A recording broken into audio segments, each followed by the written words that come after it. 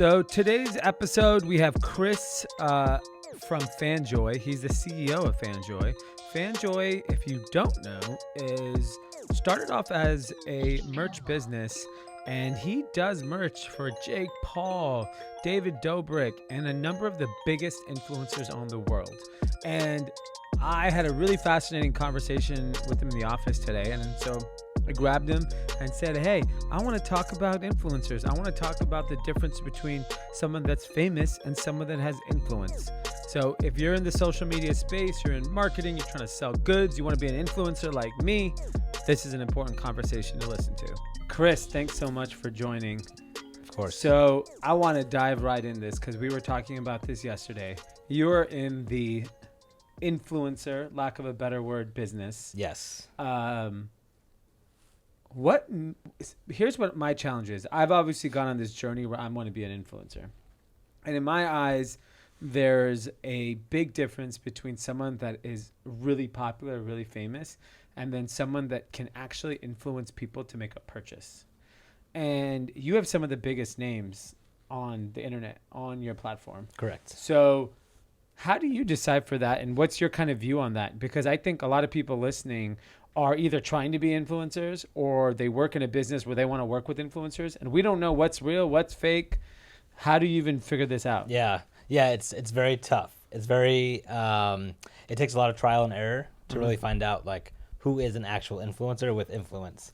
And we've had our fair share of successes and failures within the industry. And after a lot of the trial and errors, we can kind of now see who can sell and who can't. And I think the biggest part of that is really who's connecting with the fans. It kind of all comes back to connection. Okay. And so what does that mean? Because that could mean a lot of things. Diving into connection more, engagement is huge, right? Like you can have 6 million followers, you can get 1 million likes, but if you can't get people to actually click or swipe up on something that you're promoting or you care about, then it's really hard to convert that into sales. So engagement is huge, but it also depends on the kind of the content that you're putting out as well, and what kind of community you've built over time. Like it's not going to happen overnight. So somebody who might be an Instagram model, it might be harder for you to sell something because you don't really have a strong engagement. It's just people passing by liking the way you look. Correct. Whereas somebody else might be doing videos 3 times a week or 5 times a week, and you really fall in love and feel like you're friends, like best friend with these people online. And that's really hard to do. Yeah. And people who can crack that, then you can kind of crack that online success. And that's obviously built over time. So in your eyes, if, like for example, let's pick, the long neck guy? I do know long neck. Okay. Yeah. I'm obviously fascinated by him. I love long I'm neck. also fascinated with the wide neck. Oh, wide neck. And yeah. I like that they're friends. Yep. Can those guys sell merch? Because they just became famous. I think they can sell merch. Wow, really?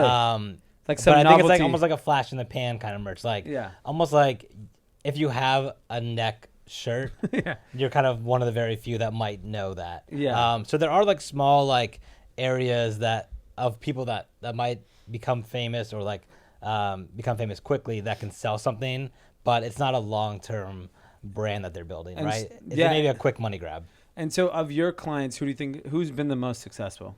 We have a number of them. Yeah. I think a lot of them are successful. I think Jake Paul, David Dobrik, the Try Guys, Adeline Morin, some of the few that we work with who like really create an online community who have done it for a long time. These are people who have done videos for 6 to 10 years. Wow. And were they selling merch right away, or is that or like selling products right away, or that's a more recent thing? It's a more recent thing. So it's something that's happened in the last couple of years. Got it. Whereas they kind of built that community first and then kind of went into the monetization. Yeah, because obviously they have to make a living. It costs money to put the videos on that they do or any kind of content that they want to make. So, but at the end of the day, I think it just comes down to the loyalty that they have with their customers and the fan base, because at the end of the day, they just want to feel some kind of connection and be part of that community. So, this is an entirely new business, right? Like people that were their fame birth on the internet, and now they're able to sell product. In previous times, it was your TV star, your movie star, your athlete, that had a brand deal, and then they would rarely launch brands. Now, a YouTuber who has this super engaged following can say, I want to monetize, I'm going to sell product. And one of the things we were talking about yesterday is like, even your business, you want to evolve now, right? Totally. Because you're like, merch is a cap. Yeah. And so where do you see this industry going? Like what actually happens to some of your clients who clearly are huge? They're clearly monetizing from on a product level, advertising level. How do they evolve their business? Is there an example of someone that's already done it and that's like the model? Or are you guys, it's like Wild Wild West, you guys are figuring it out? Yeah. I think it's the Wild Wild West, really. I don't think anyone's really cracked it of like, because the influencer space is so early. I think, and a lot of people who are doing it now kind of just started selling merchandise or apparel or any kind of product that got fame through like Vine or YouTube. So I think it's going to evolve over time, but online obviously is massive. Retail will probably always exist, but I think if you can combine some kind of like experiential product or experience with the influencers' products, then that's probably another just outlet for them to another way for them to connect with their fan base. And do you think they eventually they can create brands that, here's the thing, whenever anyone becomes famous, the first thing, a lot of them walk into my office and like, I want to start a clothing line. And I always go, that is the most competitive thing. That's like opening a restaurant. Yeah. It's actually a bad fucking idea, right, for most people. And I always tell them, why not take a step back, look at your audience and develop a product that actually is useful for them in their life or that they will connect you with. And I think the first instinct for everyone is to do merch or sell t-shirts. But to me, there's just so much more opportunity. Like if you're known for be doing art, then why not sell a paintbrush or, you know what I mean? Yeah. Like create a product that actually connects with what you do as a content creator.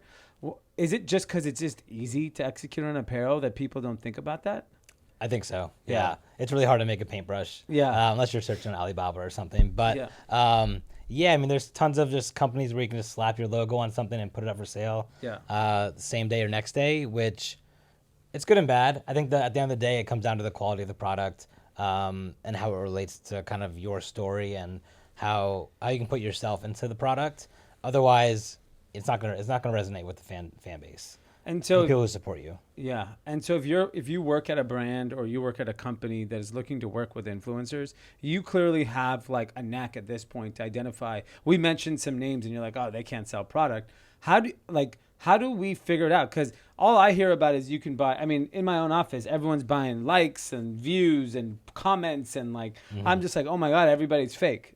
And so how do you like, is there any validation point from a third party that can give you like, because you see someone doing an Amex ad and you're like, oh, that shit must be real. Yeah. I mean, and then my guess is Amex is gonna not really do the diligence that's needed. My guess, someone like you is probably more likely to do it. Yeah, I mean, really depends on like the goal. Like as any company, if you want to work with an influencer, like what's the end goal, right? Is it sales?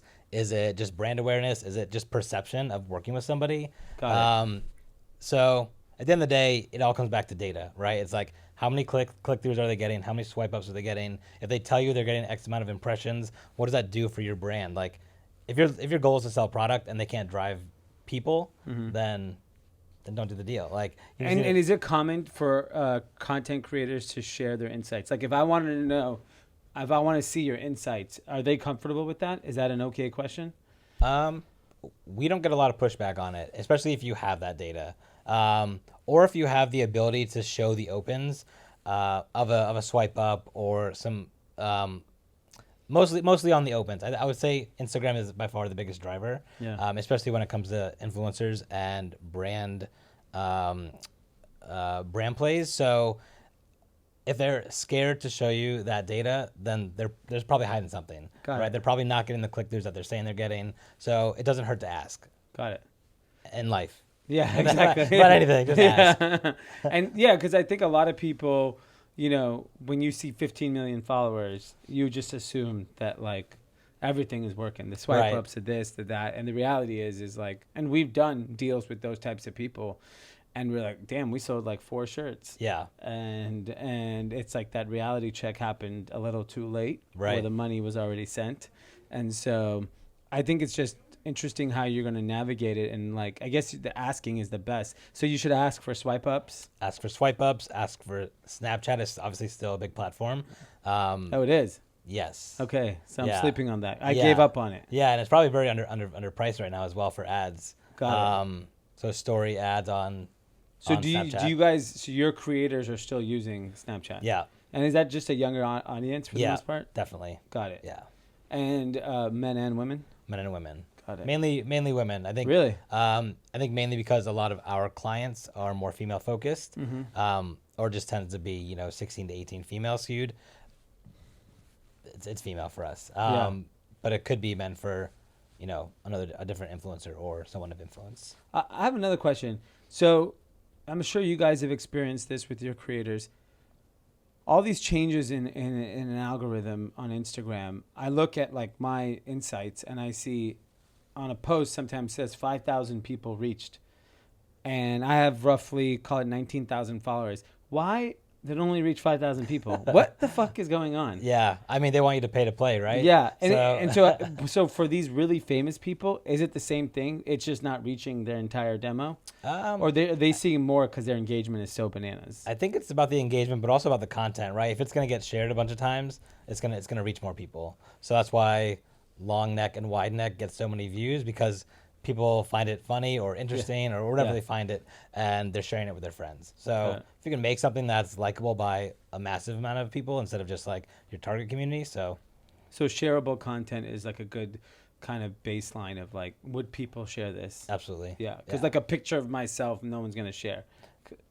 Yeah, maybe my wife. 15. My mom. 15 people, man. Yeah, I mean, 15 would be very generous. Yeah. It'd be my mom, my wife, and that's about it. I'll share it. Okay. And then what trends do you see in this market? So like I've seen an article recently they said the influencer bubble, like it's about to burst or it burst. And I have an opinion on it, but like, what do you think? Where do you think we are in the influencer?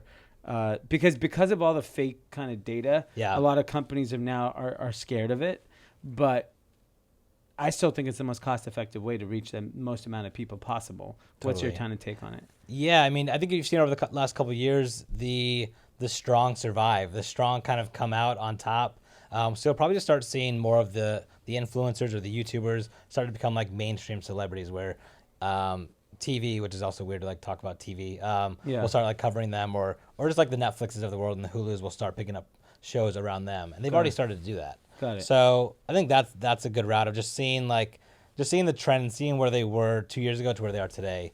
But overall, I think on the product side, getting away from just apparel, like the product categories are endless. Yeah. Obviously, slime was a massive one. So like, what else can they do? Can they do cookies? Can they do pasta sauce? Like, what else can they sell that might be pertain to their audience? Got it. And what about? I'm Italian, that's why I kind of bring up pasta sauce. Yeah. I'm all about the pasta sauce.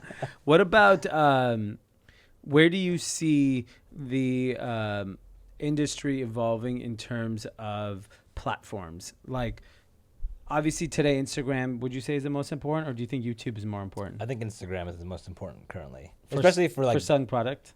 Yeah, really, and for brand building, because of the amount of people you can reach. And I don't think I think even the older generation is starting to adapt to Instagram, whereas like watching videos on YouTube, maybe not as fast. I don't know. It's hard. I think you see like Musical.ly and TikTok kind of pop up. What do you think about those? I think is it gimmick? Kind of. I think it's hard on those platforms to really get to know somebody. So it's them using that channel to maybe drive them to one of their other platforms. Yeah. But because I've seen people get real. I mean, I don't know how real the views are on TikTok, but I've met some people that 10 million views per video on TikTok, and they're throwing like cheese on someone's face. Yeah. And I'm wondering if it's real. Is this transferring to their other platforms? Because you do see that with YouTube. Someone that has a crazy following on YouTube, their engagement on Instagram is bananas. Totally. Yeah. I mean, we've seen from our own experience, people who are massive on TikTok try to sell product and it just doesn't work.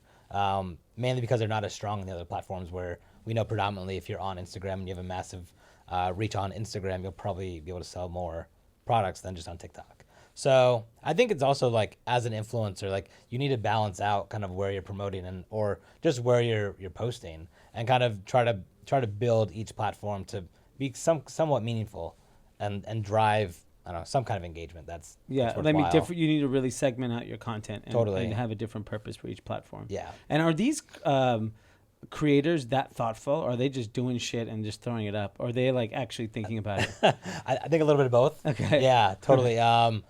Some of them can get away with not really thinking about what they're posting. Others are more thoughtful and what kind of content they do post, whether it is telling a story in a 10-minute long video. Elle Mills does a really good job at telling a story with each video she puts out. It's a really compelling story as well. Okay. That really resonates with her audience. So I think you'll see a bit of both that happen, and I think it depends on the audience and how much they care about the content, or they just care about kind of the person that's putting out the content. Got it. So final question. At what point do you think someone can say, I'm ready to sell merch or I'm ready to sell products? I think that's hard. I think it just really depends on kind of like where you're at. You can always start day one, right? Yeah. You can always probably find someone to buy, Yeah. but it really just depends on like what your strategy and plan is for your overall growth and your brand. Yeah. So I don't think there's a certain metric of like a follower count, because you can have somebody who has 5,000 followers and sell 5,000 t-shirts. Yeah. So I would say it just really depends on kind of where you are and how you want to monetize. And then once you have enough built up demand of people asking for it, then do a little test case. Don't start with a whole collection of like 45 pieces, but maybe just put out one t-shirt that See if it resonates. See if it resonates. And last question. I thought it was going to be the last one, but this is the actual last one. Last. What is kind of a piece of advice for someone being an influencer or content creator that will allow them to eventually to monetize their channel? Like, what characteristics do you see? You talked about it in the beginning, but like, what should one be doing if they listen to this conversation that they can take away from? I think from the successful clients that we have, being like super compassionate and caring about your followers, because at the end of the day, they're actually people, right? And they want to just kind of have some kind of engagement or connection with you, whether that's you liking their tweet or responding to their DM, or even just putting out content that they're asking for. Like, I think if you forget about the people who are actually following you, or like putting out content that doesn't necessarily match with what you've built or the brand that you have, then you're kind of going away from what your core audience is wanting. So yeah, I think from day one, if you can just be as thoughtful as possible with the content you're putting out, but also just caring more about the people, because at the end of the day, we're all just people. Yeah. We're all just people. That's amazing. Yeah, caring is such a simple thing that I feel like as the bigger you get, people tend to walk away from that. Totally. Yeah. Great. So care. Thank you. Care. Amazing. Yeah. Perfect.